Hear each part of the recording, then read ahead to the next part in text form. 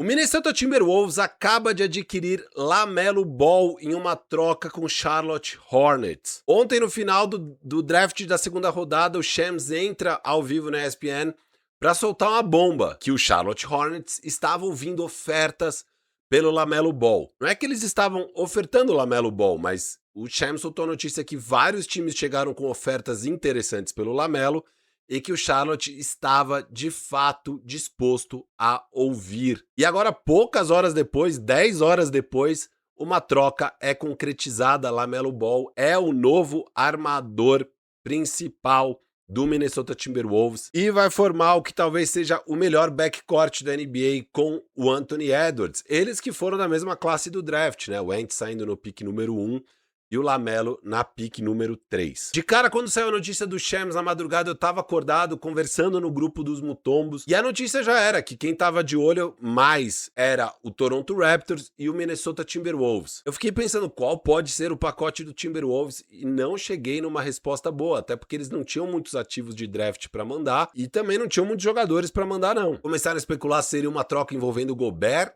Eu achava particularmente difícil que fosse esse o cenário e também não estava achando uma solução muito clara para o Minnesota fazer a troca. Quem eu achei na hora que deveria entrar na jogada é justamente o time que tinha a pick número 2 daquele draft e que draftou James Wiseman e deixou o LaMelo Ball passar. Estou falando, óbvio, do Golden State Warriors. Eu acho que era a oportunidade perfeita para o Warriors chegar com o salário do Jimmy Butler, que não vai jogar, colocar 3 escolhas de primeira rodada e pegar tanto o LaMelo quanto o Miles Bridges e já montar o time para a temporada com LaMelo, Stephen Curry e Axel Landenborg, que acabou de ser draftado, Miles Bridges, Draymond Green e ainda Podges, Gui Santos, Al Horford vindo do banco. O Al Horford que acaba de assinar mais 2 anos com o Warriors. Não foi isso que aconteceu. E aqui, qual foi o pacote afinal que o Charlotte Hornets recebeu para mandar o LaMelo Ball para o Warriors? O pacote foi basicamente o Naz Reid, um first desprotegido de 2033 e 3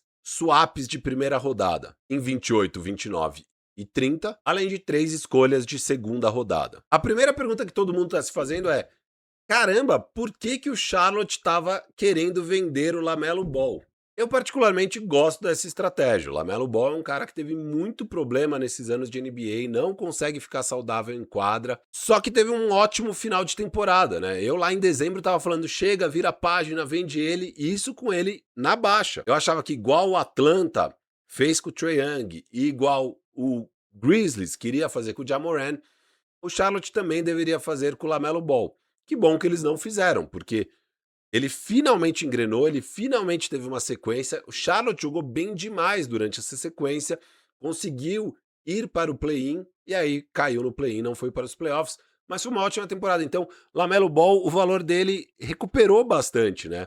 Diferente de Ja Morant e Trae Young, que estava sem valor nenhum na liga, o LaMelo Ball tinha valor e tinha um monte de time interessado. Talvez seja a hora perfeita para vender o LaMelo Ball. Eu gosto muito do Naz Reid, embora eu acho que é um pivô que vai oferecer alguns dos problemas que eles já têm na posição de pivô, com Moussa Diabate, com o Ryan Cockbrenner.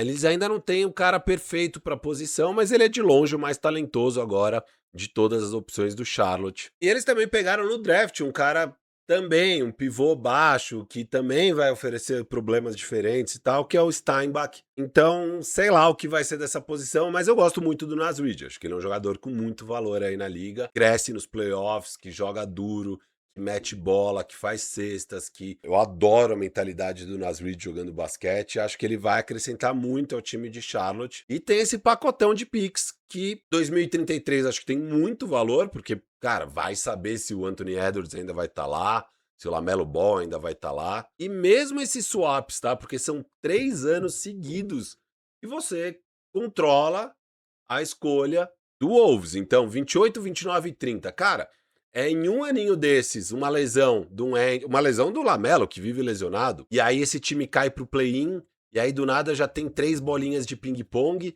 num oeste super competitivo. Eu acho que com o atual desenho da loteria, como ela é feita, cara, é muito atrativo ter esses 3 swaps. Do nada você pode ganhar uma pick número 1, uma pick top 4 de forma inesperada. Que virou agora esse Minnesota Timberwolves. Sim, tem talvez o melhor backcourt da NBA, que são esses dois caras que estão aqui no vídeo. Eu não diria que é com certeza o melhor backcourt da NBA, mas talvez seja, sabe? Vamos finalmente poder ver Anthony Edwards num papel mais de finalizador, com alguém muito talentoso com a bola na mão, exercendo pressão na defesa.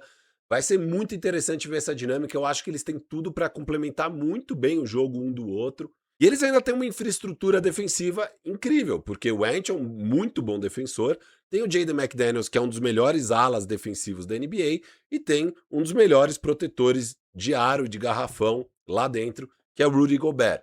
Então é um time muito, muito forte. Fica a grande dúvida, quem vai jogar na 4? Por quê? Para poder fazer essa troca, inclusive para conseguir ter a flexibilidade financeira para executar essa troca, eles precisaram antes despachar o Julius Randle. Em questão de dias, eles despacharam 2 caras do frontcourt, sobrou só o Gobert, do que era a rotação de playoff mesmo deles ali no frontcourt, sobrou só o Gobert.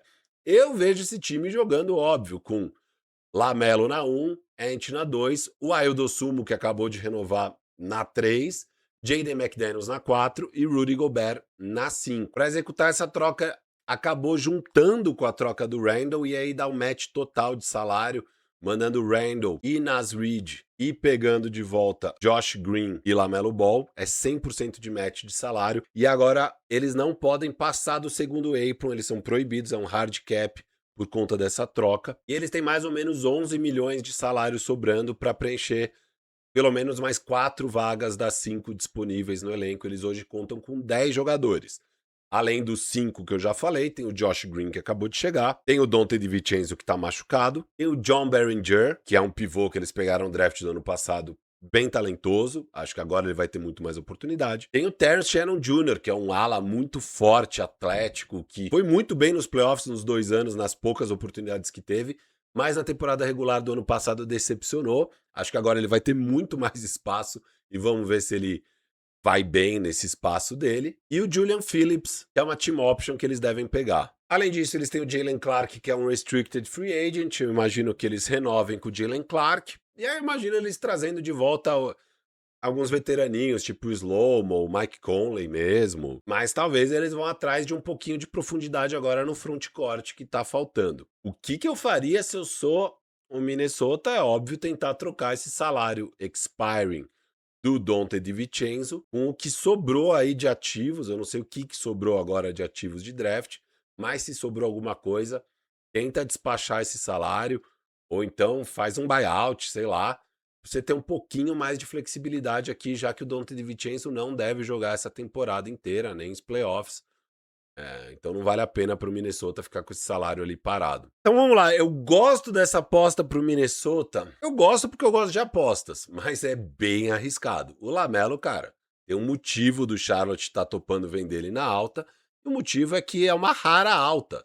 O que a gente mais teve nos últimos anos são momentos de baixa do LaMelo Ball e não consegue ficar em quadra. Acho que esse é o grande problema. Eu acho que o LaMelo sempre que teve sequências de jogos jogou bem, produziu e ajudou o Charlotte a vencer jogos. Então eu não acho que ele é um jogador perdedor e estou muito feliz de finalmente poder ver ele num time que tem pretensões de disputar para valer a conferência, disputar título e tudo mais. Estamos falando de um Minnesota que 2 anos seguidos bateu em final de conferência e esse ano cai na segunda rodada de forma decepcionante para o San Antonio Spurs, numa série que eu achava que eles eram favoritos, mas claramente faltou ataque ao time. É uma troca bastante agressiva, né? Novamente, agora eles se desfazem de todos os ativos de draft dele, novamente fica totalmente engessado para fazer mais movimentações, e o pior é que você olha para o time e você fala, putz, talvez precise de mais movimentações. Então essa que é a dificuldade desse tipo de troca, desse tipo de movimento. Às vezes dava para achar um armador bom o bastante para ajudar a trazer um pouco mais de ataque, sem ter que se desfazer de Naz Reid, sem ter que se desfazer de todos esses picks e pegando um jogador seguro. Não tão talentoso, mas mais seguro. Eu provavelmente preferi esse caminho. No entanto, eu adoro gente ousada e que se arrisca. Tim Connelly aí no último ano de contrato, eu acho que tá meio YOLO das ideias. Vamos lá, se der errado, talvez eu nem esteja mais aqui mesmo. Acho que isso entra na conta, e se der certo, eu sou um gênio e renovo o meu contrato por mais 5 anos no maior valor possível. Então vamos embora, vamos dar esse all-in e vamos ver se vai dar certo. Eu acho que é um time que tem muito potencial sim, eu gosto da escalação, acho que vai ser um problemão, ainda mais se o Jaden McDaniels der um salto no ataque. Tô curioso para ver Behringer e Terrence Shannon Jr. com mais espaço e mais oportunidade, se eles vão virar jogador de NBA de rotação de verdade, que isso é um game changer aí, isso é uma coisa que muda a vida do Wolves se esses caras forem para valer, e o Jalen Clark também que deve assinar e que também pode ganhar mais espaço e que eu também vejo um bom futuro para ele. Tanto que o Minnesota vai ou não competir, vai passar muito por isso, tá? Vai passar muito por isso. Todo mundo meio que sobe de posição, né? O Ayo Sumo sobe, o Ant sobe, o Jaden McDaniel sobe. Eu acho que dá para subir, sabe? O que perde o time é que deixa de ser tão grande. Agora você tem Jaden McDaniels na 4 e não mais na 3. Você não tem mais um cara grandão na 4. Você não tem mais um cara grandão, gigante, que era o Jaden McDaniels na 3. Você tem o Ayo Sumo. Acho que dá para sobreviver. Acho que o Jaden McDaniels e o Rudy Gobert são especiais na defesa o suficiente para sobreviver. E, cara, a gente já viu a fórmula. Tinha um teto para essa fórmula de defesa insana do Minnesota. E o teto estava sendo claramente a final do Oeste. Se tanto. Ataque é muito mais importante no fim das contas. Você precisa ter um ataque bom na NBA. E eles deram um all-in num ataque que tem chance de ser muito especial. Principalmente se o Jaden McDaniels der um saltinho aí de produção. Separar um Lamelo e Anthony Edwards ali. E acho que os dois podem jogar sem a bola. Vai ser bem interessante. Vamos ver como é que Lamelo jogando aí basquete vencedor. Mas eu ponho fé nisso, eu não ponho fé na saúde dele. Então eu não faria esse negócio, mas adorei que eles fizeram. Do lado do Charlotte, cara, eu tô totalmente ok com eles virarem essa página. Eles tiveram um draft muito vencedor no ano passado, um draft incrível.